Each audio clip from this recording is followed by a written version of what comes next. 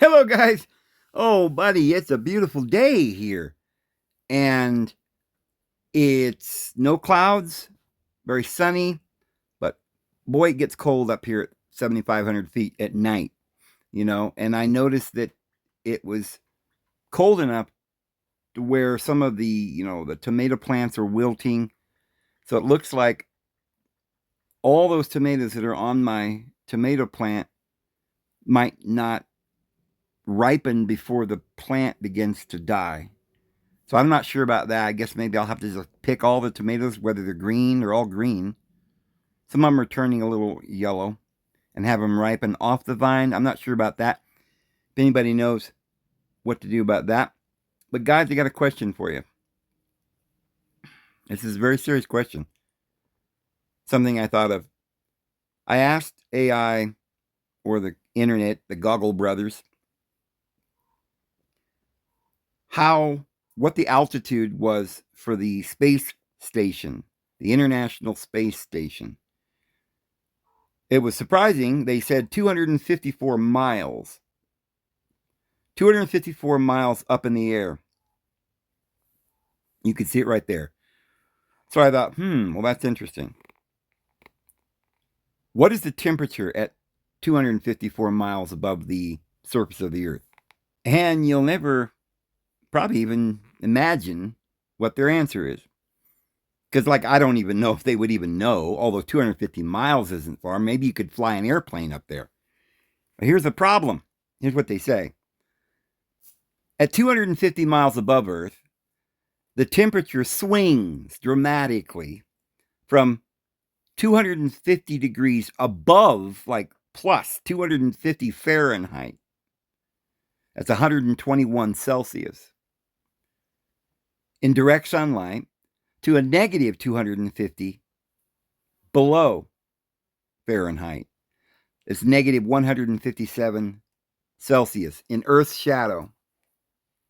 So this extreme variation is due to the very thin atmosphere at that altitude, located within the thermosphere. So there's even at that point, 250 miles, there's some kind of an atmosphere. So that's interesting. Now, when you get outside of that atmosphere, where there's no atmosphere whatsoever, they claim it's like 500 degrees or something below zero. But I just want to concentrate on this particular point. You see people up there on the space station floating around in space with a little thin suit, very thin. And if they were out there messing around, then when the sun hit them on the front side, as they were facing the sun, they would be 250 degrees. I mean, you would instantly cook. Instantly. On the backside, where the sun wasn't shining and reflecting, you would have a 250 degree below zero. Your backside would turn into solid ice, and the front side would be burned. But you say, well, that's silly, Dave. It wouldn't do that. It would just cancel each other out, and you'd be right around zero. Well, even at zero, if the temperature was zero, you'd still be fried on one side. But if your internal temperature was zero, I don't think, there's no way your that little cloth that they're wearing could keep them adequately alive. There's just no way on this earth. So I asked AI a couple of questions about this directly, and since they knew I was asking about this apparent discrepancy in how things should function at 250 degrees above or below, like simultaneously on one side or the other, your shadow would be negative 250 Fahrenheit. The front side reflecting the sun 250 degrees above. That didn't seem logical, especially satellites that are going from the backside of Earth to the front side in complete darkness. They're going to spend 12 hours about in negative 250 and then swing as they go over the horizon into the sunlight. They're going to immediately, within minutes, be facing the sun, and it will immediately turn to 250. It's a 500-degree swing, and that should crack or bust just about any metal. But they didn't want to acknowledge that. They said, well, they use certain alloys and they add nickel and like, okay, does nickel not crack at all? Does it not melt? Does it not, like, this doesn't make sense. So I said, what about a regular car? And this got them off the track. They didn't know I was asking about the space station. I said, would a regular car, if you were going to try and run that car at Antarctic at 75 degrees below zero, would it work? And they said, a regular car would not be able to operate in Antarctica at negative 75 Fahrenheit without extreme modifications and preparation.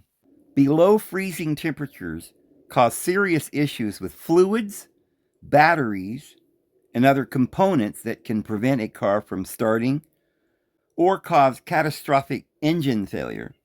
Even in moderately cold climates, it is advised to take special precautions for vehicles. And I know that because I lived in Wyoming and Idaho, Utah, and places where it gets, like 10, 20, 30 below, even 40 below in places sometimes in Idaho or Wyoming. And you couldn't start your car in the morning. You had to have it plugged in to a heater because, first of all, the radiator fluid would probably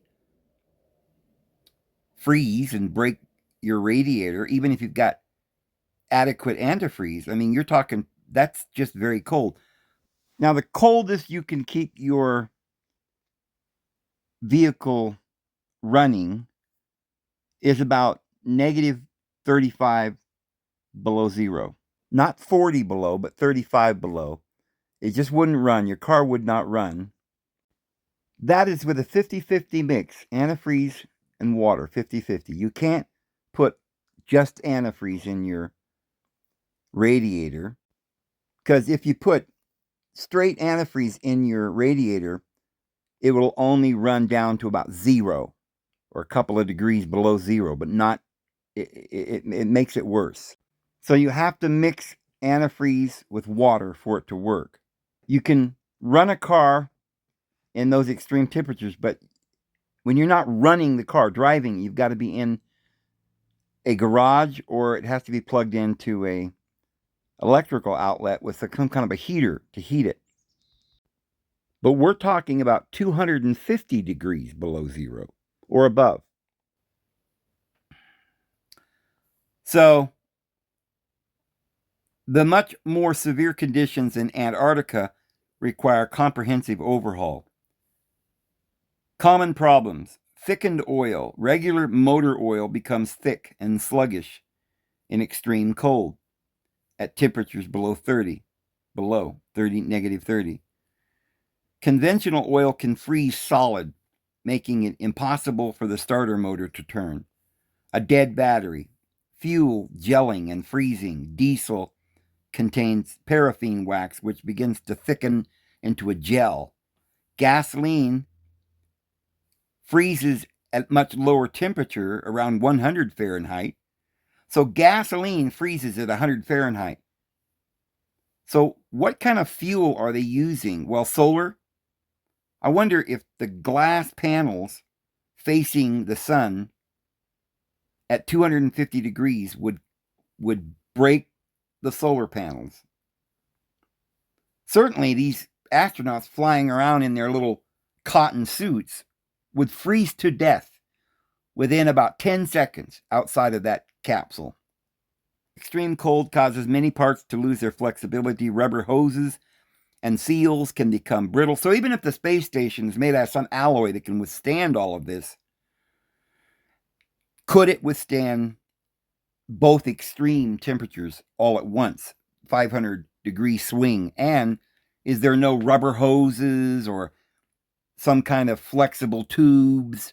Is there no fuels? Is there no oils that would gel up and stop working? Joints? Maybe it would withstand 250 degrees, a certain metal, but would it be operational? Would, would it continue to function properly? Wouldn't you have a lot of problems? I don't know. So you'd have to have equipped with block heaters. Okay, so in other words, here's what the truth is. You can't do it without something heating your block, your engine block. You have to plug it in because your car will break down. It will not run 75 degrees below. You'd have to have synthetic fluids, specialized fuel, tire replacement, and you'd have to have continuous operation because if you shut it down, it would immediately break the block in the engine. You see what I'm saying here? Now, let's take a look at a couple of pictures. This is a picture. It says NASA delays space station spacewalk by day to suit. So there's their little suit. And it looks like canvas or some kind of, flimsy suit. It's sewn. There's patches sewn onto the side. You got batteries that are working 250 miles above the Earth. They're not freezing. There seems to be equipment that would need oil. The oil would gel and freeze. These are, it must be some pretty nice gloves there. When I was in Idaho and Wyoming, if it was 20 below, they would say, don't go outside because if you're outside, even with a coat on or a hat or a hood, snow boots or whatever, your hands, if they are not even in a glove, will freeze within a few minutes. I remember it was like 20 below one day and I walked to work and they were saying on the radio, do not walk. Or I think I heard that after I got to work. But, I spent my whole life up there in Idaho and I had a coat on, but I wasn't dressed up like an Eskimo. And I remember when I got to work, my beard was frozen, my mustache or whatever I don't remember if I had a beard, but I do remember some whiskers frozen. I think I was a mustache or a beard because this was years and years ago. But I remember my fingers were so frozen they had to thaw out and it hurt. They were frostbitten. And as they thaw out, it hurt so bad. And I had gloves on and it took me an hour to thaw my fingers out and get through that pain of having them thaw out. So I know that whatever those gloves are made of there in the right side of the screen, those may be rubber. They look kind of like rubber gloves. I don't know if they're flexible, if they're working up there with their hands. I don't know what kind of material would cause those fingers to not freeze. And by the way, the sun seems to be shining in that picture on that astronaut. They're on the side of the Earth where it's lit up. So evidently they're getting hit by the sunlight, which means that it's 250 degrees above. Now, I've never been in 250 degree temperatures. I have been in 110, 115, or maybe even 120 in Phoenix or Sacramento, California, Southern California. And I remember if you were to try to get into your car that's sitting out on the sidewalk or something at 100 degrees, if you tried to open the car and get in, you couldn't do it. You would have to run over there, open the doors, and let it air out a little bit, roll the windows down, and reach in with your hand and turn the air conditioner on, and wait about 10 minutes and then get in. Because if you tried to get into your car, and I've done it, you would literally cook your brains out in that car. Now, of course, there's glass and it's heating the car up. Well, it would do the same thing for the space station. They would have to have extreme air conditioning in there. Now, in order to run all that air conditioning to keep it cool or warm, you would have to have some propulsion, some engine, some kind of, you could use solar panels, obviously. There had to be quite a few solar panels on that thing. What are the solar panels made out of? What are the solar panels made out of? I've seen glass bottles melt in a fire. Next to a fire, they start to melt. It doesn't necessarily mean that it'll burn up the glass, but the glass begins to melt. There's a melting point. I don't really know what is going on here, but there seems to be a lot of shenanigans going on. Take a look at this. Do you really think that guy's just hanging on for his dear life 250 miles above Earth? What's that thing down there by his feet? What is that? They dropped some huge part of the, what? Look at these guys dangling around down there. 250 on one side of his suit above and 250 on the other side. It's just ridiculous. And notice that in every picture that they show, it seems like the Earth is completely covered in clouds. You know?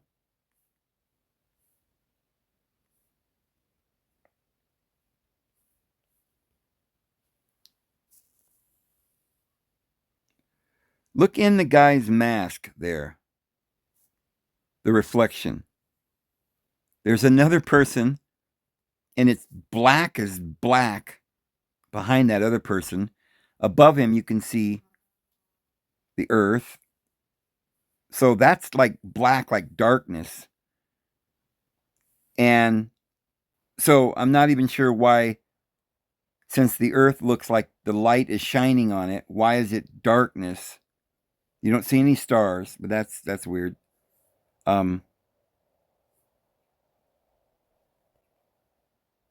Oh, you can see the moon in that one. There's the moon. Wow. Well, now that is interesting because you see the definition in the clouds there, like as I zoom into the clouds.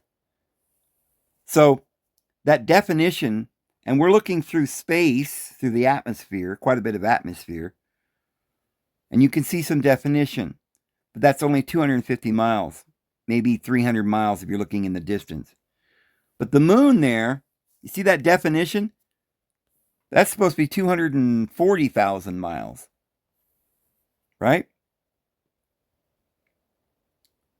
It's odd that you can't see the bottom side of the moon there. I mean, it looks like it's just right above the Earth. It should be reflecting sun off the Earth and bouncing off the moon or something. But look at the definition below the guy's feet, right? You can see those clouds very well.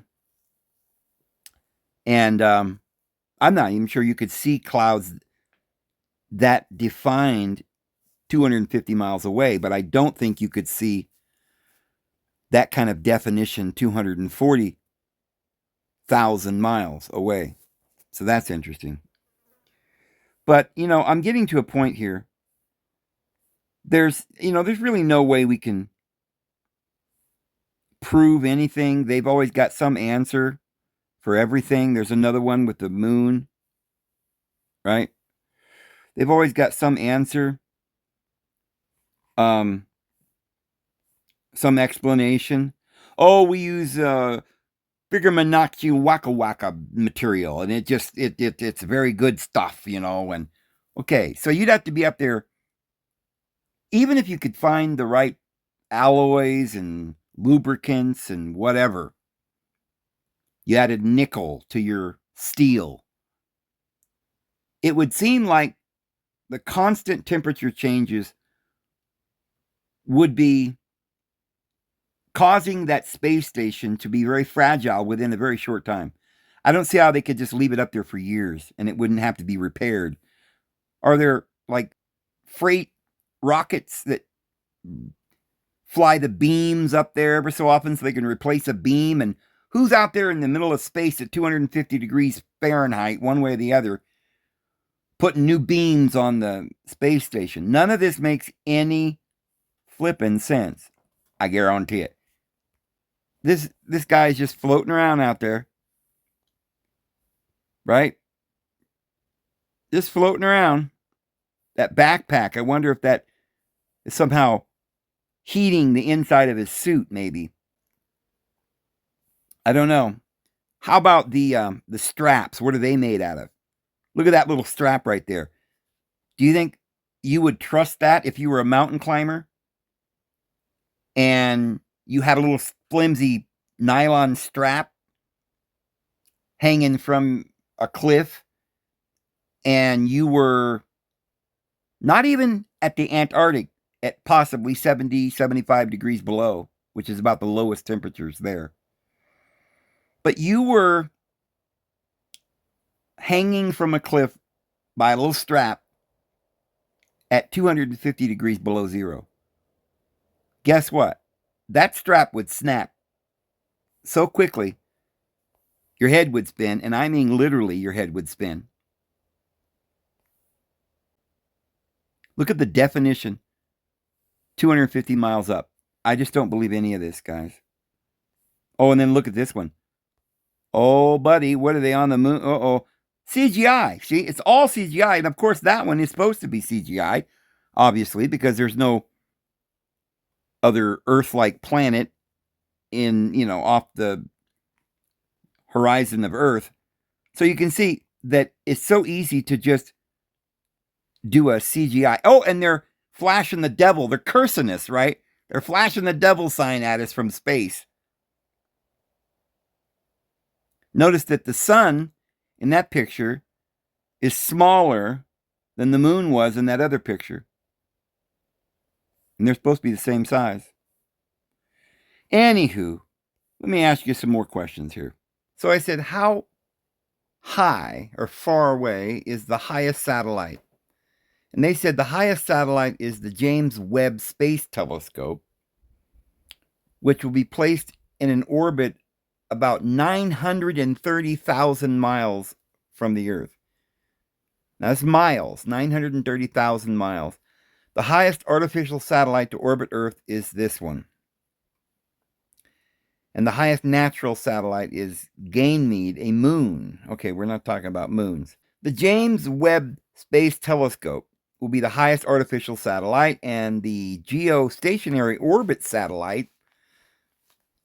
Satellites in geostationary orbit, such as Jupiter 3, are at much lower altitudes of about 22,300 miles. It's a long ways. The International Space Station is 250 miles. So they have a mechanical, some kind of a machine or a satellite. It's a Webb Space Telescope that's 930,000 miles away. Well, look at this. What's the temperature in space 930,000 miles away? The temperature at 930,000 miles away from the Earth is extremely cold, around negative 455 Fahrenheit, like 500 degrees below zero. 2.7 Kelvin, which is the temperature of the cosmic microwave background radiation. However, any object there will be also absorb energy from the sun and earth, causing its temperature to vary greatly depending on whether it is in direct sunlight or shadow. So if it was in the shadow, the backside of any object would be 500 below. And the James Webb Space Telescope is a distance and is kept at a very cold operating temperature of about negative 369.4 degrees Fahrenheit. That's pretty darn cold. In deep space, the temperature, they say, is 2.7 Kelvin, which is minus 455 degrees Fahrenheit. In contrast, if you were to ask for the temperature of deep space, the vast vacuum far from any stars or planets? The answer would be a frigid 2.7 Kelvin, based on the cosmic microwave background radiation left over from the Big Bang. Oh, really? Oh, the old Big Bang, Terry. This is a completely different measurement from the temperatures of an object near Earth. Well, why would there be anything near Earth floating around in space 93,000 miles away from the Earth? A spacecraft orbiting closer to Earth may receive reflected heat from the planet. But if deep space is a vacuum, there wouldn't be any radiation off of objects anywhere near, because there's nothing to radiate through, or there's no medium. Varying estimates. Why do we have to go by varying estimates? You claim you went up there. You should know. Well, this doesn't make sense. So let me ask another question. So I said, okay, let's go further out. I said, what crafts do you have beyond Pluto? What is their names? What are these crafts? And just how far are they? And they write 2 spacecraft, Voyager 1 and Voyager 2, are currently beyond Pluto and have traveled into interstellar space. The New Horizon probe is also beyond Pluto, but still within the solar system's Kuiper belt. So, all right, how far is Voyager 1 and Voyager 2? Because this is also important, because there's no gasoline, there's no fuel. I don't even know how they got out there. I mean, they can't just have endless amounts of fuel. They don't have fueling ships rendezvousing and filling them up with fuel. They could be run from electric motors run by solar panels that somehow thrust them out. And I know if you're in a vacuum of space, but they're not. They're going between planets. Now they're beyond Pluto in interstellar space, but, I don't even know how the machine could operate, because we're going to find out that the temperatures there beyond Pluto are so extreme, it's unbelievable. It would melt any metal known to man. But there's this wall of fire that we'll see here. But even just how is it that they got that far, like 1 trillion miles? Can you imagine propelling an object 1 trillion miles and it's just still going, and going and going and going and sending back digital images, right? And it's just all somehow easily captured on their antennas, when I can't get a signal from my phone half the time out here on planet Earth. So, Voyager 1 and 2, launched in 1977, Voyager probes are the furthest and longest operating spacecraft. Voyager 1, as of September 11th, 2025, approximately 15.67 billion miles. 15.67 billion miles from the sun.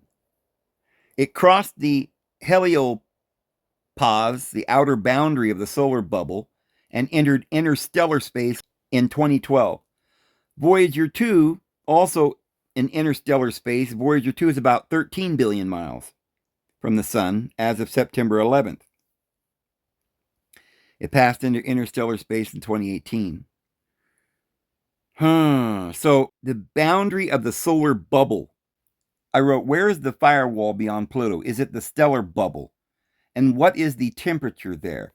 And they just go on with some stuff about, they've nicknamed it a firewall. It's a boundary, a bubble, a wall of fire. But they say recorded temperature. The Voyager 1 and Voyager 2 probes, which both crossed the heliopause, recorded temperatures ranging from 30,000 to 50,000 Kelvin. And then they write, parenthesis, 54. I asked AI, what exactly is that? Is that 5 billion or 54 billion, or is it 54,000? What is that number? I copied and pasted 54, 00090 0000 degrees Fahrenheit. I said, is this number millions or billions? Because it was confusing for me for a minute because there are 1, 2, 3, 4, 5 zeros and then a comma. I don't know what's going on there. So that's what I copy and pasted from what they told me. And they said, well, the number is 5,400,000, comma, 090, comma, 000. It's over 5 billion. So it's 5 billion degrees Fahrenheit. And then they break it down. But when I asked them again, and they were like, uh-oh, he's trying to catch us on something. I said, now, wait a minute. Is that billions? And they're like, no. The Voyager spacecraft measured temperatures ranging from about 54,000 to 90,000 Fahrenheit. Yeah, okay, 30 to 50,000 Kelvin. And they said, but while that's extremely hot by Earth standards, this is a tiny fraction of a billion degrees. A billion is 10 point... Okay, but... So, I said, you gave me that number before. Isn't that 54 billion? And they said, oh, you are right to question that number. There was a typographical error in my previous response. I apologize for the confusion. The correct temperature range for the heliopause is 54,000 to 90,000 degrees Fahrenheit. All right. So maybe they slipped up and told me it was 54 billion or 5 billion. I don't know. And they're just backtracking. Well, let's just go with 90,000 Fahrenheit. 54 to 90,000 Fahrenheit. Could any metals withstand that temperature? And this is the answer. Could any known metal or substance withstand 90,000 Fahrenheit? And their answer is no. No known metal or substance can withstand a constant temperature of 90,000 Fahrenheit. At that temperature, all matter, including the most heat-resistant materials, would be vaporized and stripped off its electrons, forming a plasma. Why no substance can withstand that temperature? The key here is the distinction between temperature and heat transfer. Melting and boiling points. The melting and boiling points of even the most extreme heat-resistant materials are thousands of degrees, not tens of thousands. Tantalum hafnium carbide, a material with one of the highest known melting points, melts at approximately 7,000 degrees Fahrenheit. Tungsten, 6,192. We're talking about 54,000, not 6,000. 54,000 to 90,000 that this Voyager went through and recorded the temperature. Friends, this is absolutely diabolically insane. They're lying. I guarantee it. Now, my next question, please. So I got to thinking about these old maps. And you know how I did several videos on the land beyond the North Pole. And we determined that the Bible and all the ancient scriptures teach that there is a Shambhala or a Mount Zion beyond the pole, because it's twice, once in Psalms and once in Isaiah, uses the phrase that Mount Zion is in the extreme north. And it's beautiful for situation, the glory of all the earth. Not in heaven, it's on earth. And it's beautiful for its situation, the glory of all the earth. And it goes, go around her, count her towers and her bulwarks, and all those that were born in her, and all of this. And, we can go through all those verses. We did that. So, but obviously that can't be true, because we've got maps now that have mapped out the whole globe, right? It's all a globe. Well, let me ask, what are these pictures? Take a look at these pictures. Like, why would any fool... This is in 1606, the Mercator Hondius map. why would some fool make a map? Now, they've got Greenland right here, right? There's the Greenland. And by the way, this is not called Iceland, it's called the island, Island. And look at all these towns. Hekla, Skálholt, Halar, Gills. And you see these little, I don't know, looks like little cities, little castles, right? These are representations of cities. There's two of them there on that side. That's called Ikreda. And all these islands, they all have names, all these little, like, oh, they just added these little islands that just for fun, that they're not real. Somebody in 1606 went through a lot of detail. There's an island, Orcades, and the Scotia. Oh, Scotland. Oh, that's Scotland. And this is Norway, right? And Sweden and all of these, Finland. And look at all these other islands. Hugo Wilhelm's land. And the Macklin of Hans. The Admiral's Eyelid. Was a Nova Zembla. Okay? Now there is Nova Zembla. Zemlya. So that's an actual place on the map, and it's still there. So why isn't this other place near Iceland there that's supposed to be there, as I'm going to show you? Well, look at that. There's a land of pygmies, the Pygmy Hick habitat, right? There's a land of pygmies. What is this, all fiction? Oh, and there's a big rock. It's magnetic rock at the center. And, but this Greenland, right off the coast of Greenland, there's a little place called Lefter Point. And then this here is called Friesland. And many ancient maps from the year 1590 something all the way through the 1600s and early 1700s or whatever were making these maps. And all of them had this little land of this island, and it's called different things. Here it's called Friesland. And many of the other ones, it's called Friesland, like Friesland or Friesland or Friesland. So I don't know if it's Frith or Friss or Fries, but there it is. And by golly, there's an Aqabar city.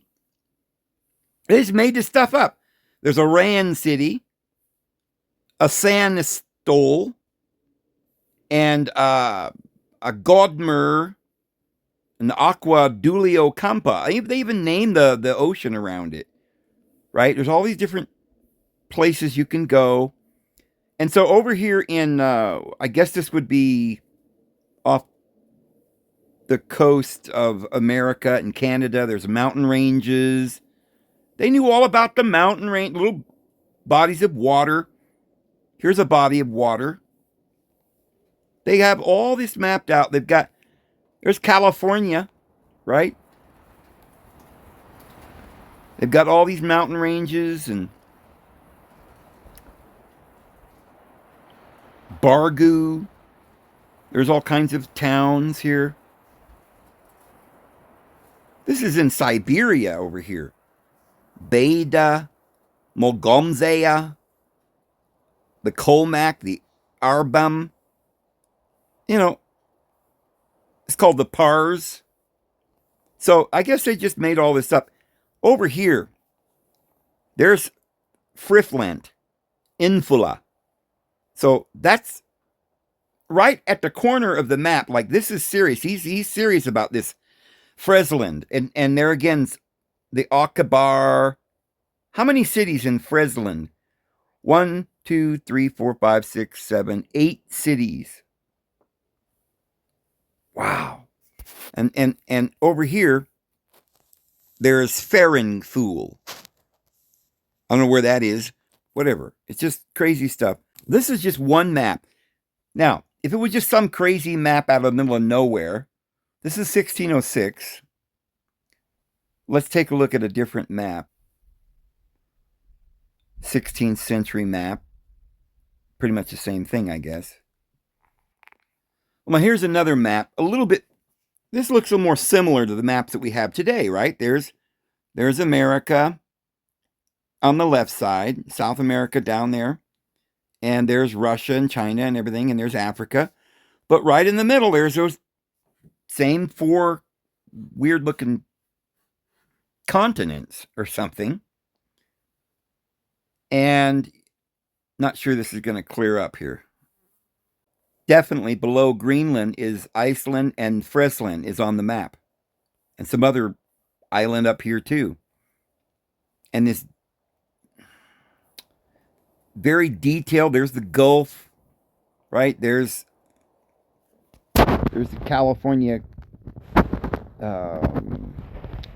Baja Island, and very detailed information here. What is this? Is that, what is that, Australia or Hawaii or something? Let's see, where would Australia be? I don't know. But what year was this map? Okay, I clicked on that and it says 1595.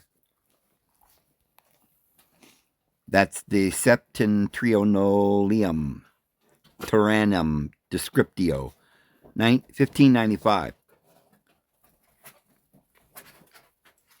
So that's 1595. They have the same thing. Here's one is 1632. And there's those four continents at the North Pole. There's the rock at the North Pole. I guess they're just copying each other. But there's Greenland. And we've got Greenland. We know that's there. Right? And we're not even talking about these four masses of island at the North Pole. Just talking about if they knew that Iceland was there and they knew that Greenland was there, how is it that they've got this other Friesland there and it's not there anymore? And all these other places that aren't there anymore. You wouldn't think they could, like just take a little boat off the coast of Finland and notice that there's no island there in actuality before they made the map? So let's see if we can get one of these maps to show us some more of these cities and places that they claim aren't there anymore. Okay, here's one. And this is a different map. It's the date of first edition, 1600. So the date of this map is 1600. So there's Groenland. There's Iceland and Friesland right there. And it's prominently displayed in the right-hand corner, this one, and it's literally spelt with the F and the S, so it's Friesland. And we can't read it very well because it's blurry, but when I focus it in, but it's still got all those cities named. And these four other islands, and by the way, there's still some pygmies up there that don't really exist, right?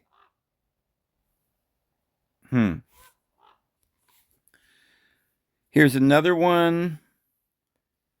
Map of the Arctic Pole or Nordbern world. Hondivis map. And again, we still got the four continents up there. There's Greenland and Iceland. All the other big old islands right above.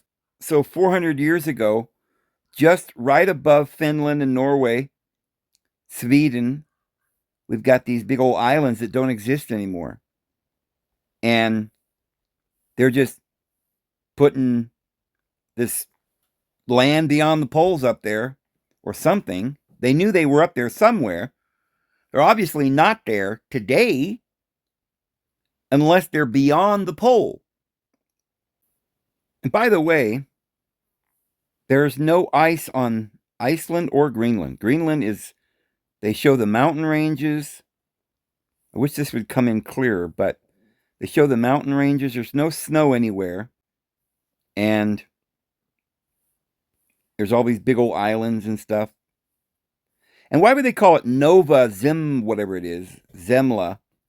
That's an actual place on the map and it's still there. So why isn't this other place near Iceland there that's supposed to be there? Now here is a normal map that we have. I'm using Google Maps.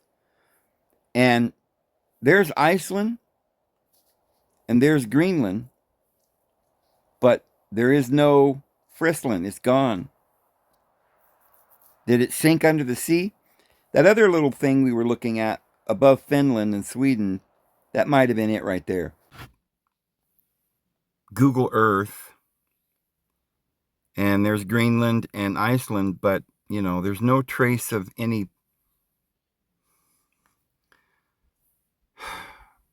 landmass there at all.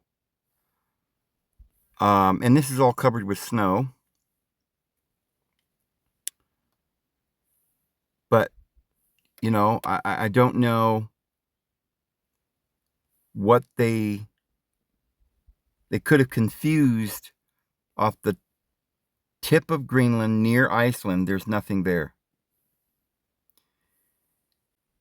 And this is where the map will show right in the middle at the North Pole, these 4 big islands or continents are obviously not there on our map. But here's the thing. I asked AI, has anyone ever gone to the North Pole? Or how many people in the last 100 years have gone to the North Pole? And they said that you can't go to the North Pole because a boat can't go there. It's all covered in ice. They show it on this map, right? No ice in that area. But according to reality, they're saying it's all frozen. And the only way you can get to the North Pole is with a ice buster, like I don't know what they call them, an ice busting barge thing. They're very, very expensive. Only like Russia and the United States have them.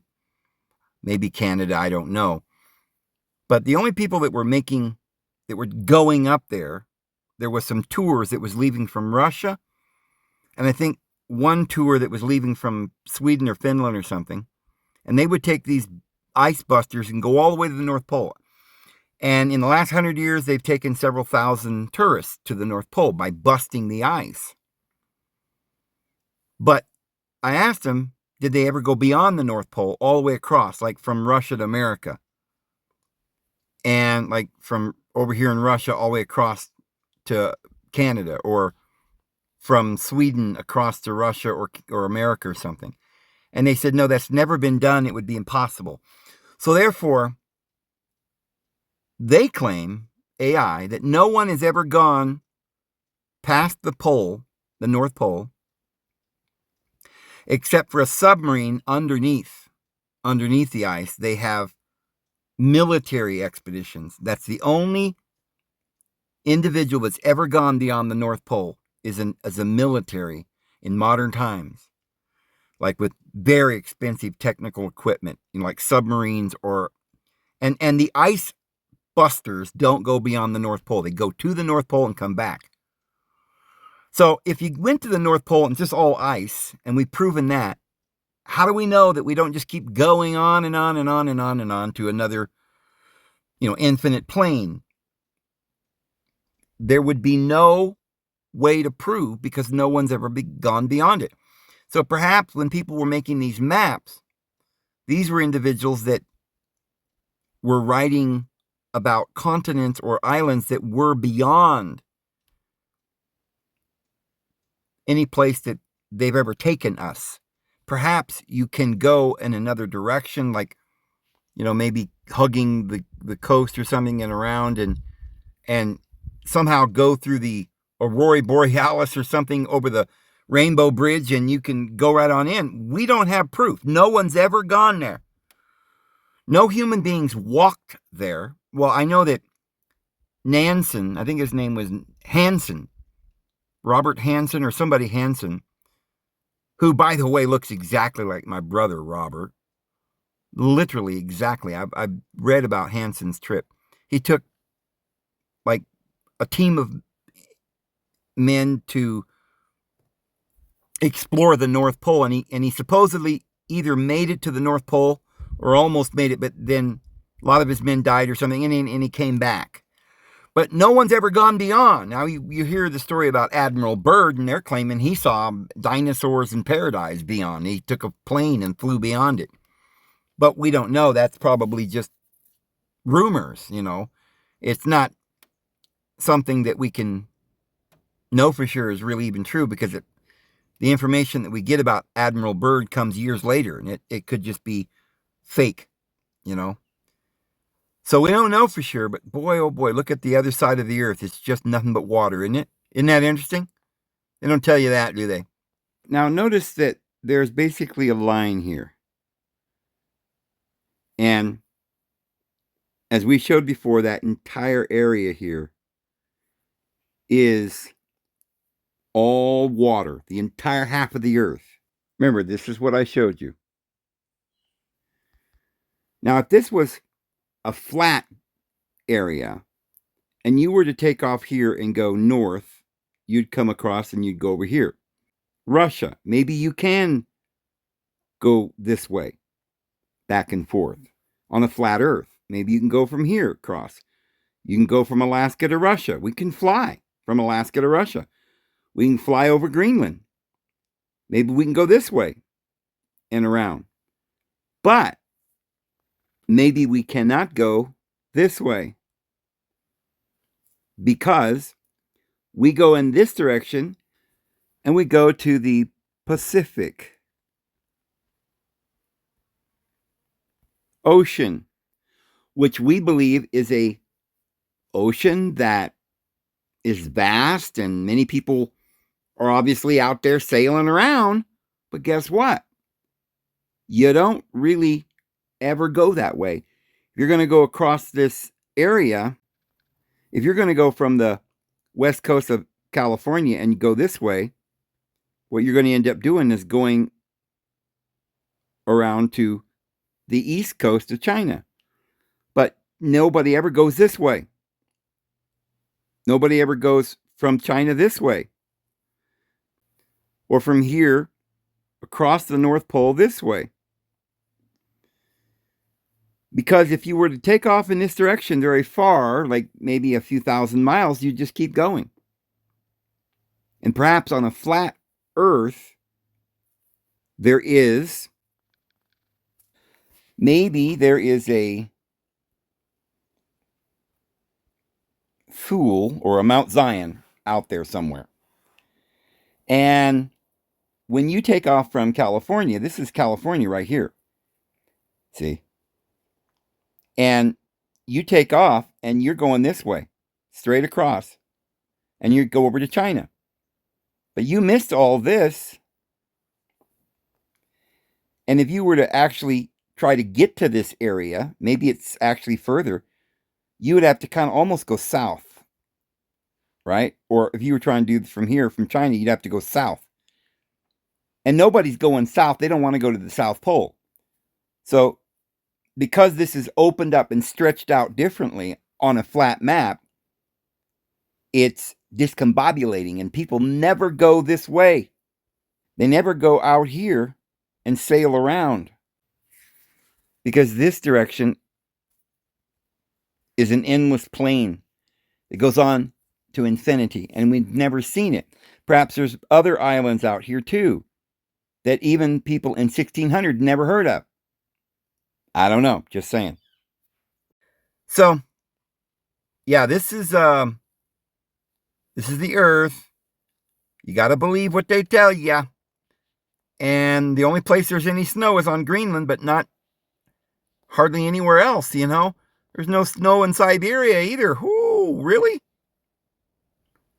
Well, that's all very, very weird to me. But that concludes our broadcast for today. Tune in tomorrow, and we're going to be talking about some more nonsense that you just need to know. You got to know this stuff, friends, because who knows? They might be lying to us, and we got to find out. So I'm going to go ahead and go. Lord will love you, and His grace and His peace will be with you. You have to just know that in your heart. Just pray. Well, we'll see you guys tomorrow. Have a good one.